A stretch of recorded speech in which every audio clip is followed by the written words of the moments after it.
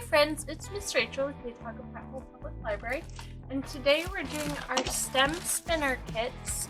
So in addition to your kit from the library, you'll need some glue, some scissors, and a pencil or pen.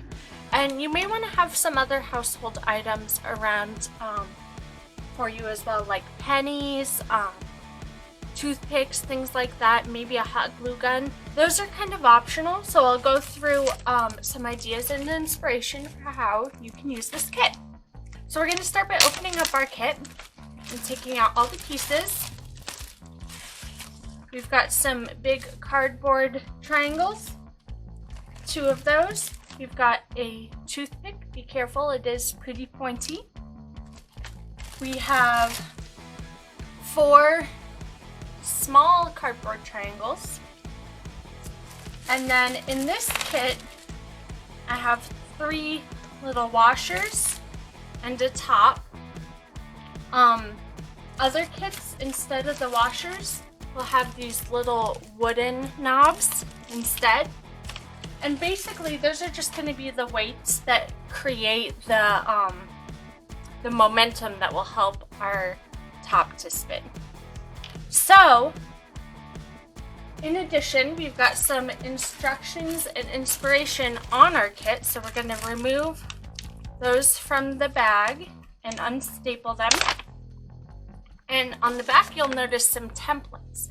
We're going to cut out one of these templates. I'm going to use the nice round one here, and I'm going to use that as the template that I'd like to cut out and trace onto my cardboard to start making sort of a fidget spinner. Now you can experiment, like I said, with these different shapes to see if there's more width, which would provide more wind resistance, and regular resistance. If you have a larger design or a smaller design, how fast or how long your spinner can spin for. You can compare it to the top as a baseline or a control for your STEM experiment. And then you can also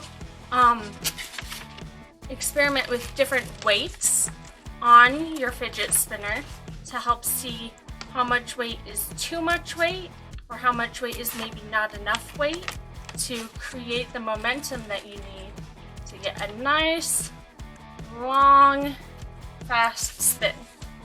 So I've cut out my template and I'm going to go ahead and replicate it on these 2 big pieces of cardboard. Just by tracing the outline.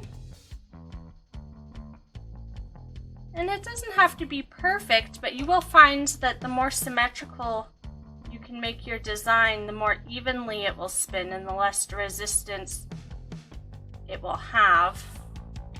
So it is good to get it somewhat even so that it's nice and balanced and can move freely in that circular motion.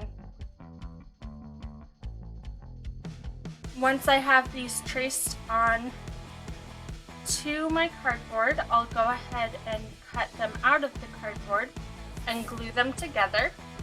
And then I'm going to use my toothpick to create a hole in the center. Now you may, if you have a nail or a thumbtack at home, you may want to use that instead just to help you punch through the thick material. Okay, so I've punched a hole in each of my designs here. I've also taken my toothpick and broken or cut it carefully in half. And then I'm going to go ahead and trim it a little bit more once we're done with the pointy end on both sides off. But before we do that, I'm going to create one more cardboard piece.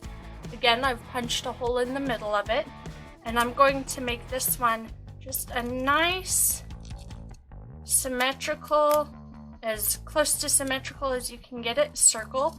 If you have a penny or a coin, you can use that to help you create your circle. Use it as a template. You can also use that as your weights if you want to experiment with different weights, like I was saying, besides with the washers or the little wooden pieces. So now we can begin assembling our spinner. So we're going to set our template aside, and we're going to take some glue and adhere our washers.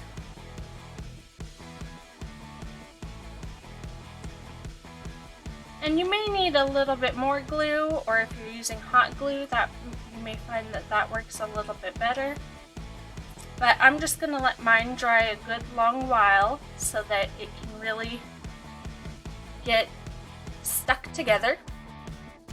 And then on the other side of my fidget spinner, I'm going to put the second layer of cardboard. So I'll actually go ahead and line that up now, just for the purposes of showing you. I'll put some glue all over, and I'm going to reinforce the middle just a little bit with that circular part we just created. Sticking that in there. Now mine's a little large, I think, so I'm gonna tidy up the hole a little bit and cut it just a little bit smaller.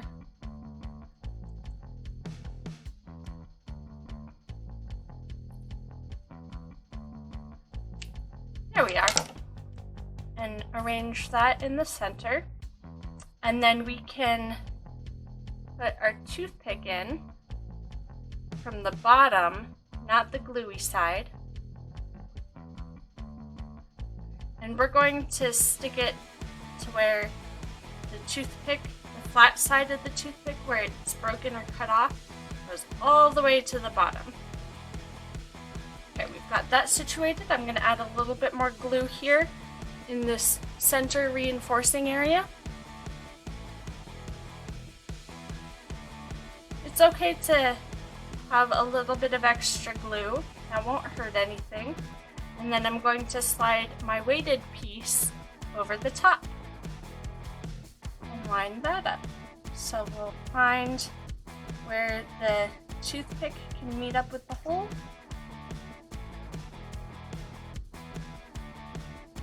Stick it right on and gently press it down. It may be good, if you'd like, you can use your template or your plastic bag, the excess paper, to be a little bit of a buffer layer here so that you can let any excess glue ooze out. And then we'll let the whole thing dry.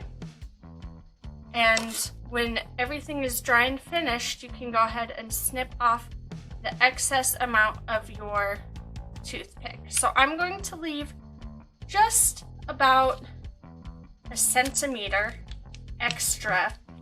We can add a little dab of hot glue on either side to really round it out and make it more easy on the fingers. And then you will be able to start wiggling it around to be sure that your holes are big and pliable enough that you can spin your spinner with your fingers. So remember, you can add a dab of hot glue to either side of the trimmed ends of your toothpick. Don't leave the point on, because that won't be any fun to hold on to. And experiment with different weights and different materials to make your spinner. I would love to see a video of the spinners you create and see if you can make something that spins even longer or faster. Thank you so much for crafting with us. Have a wonderful day.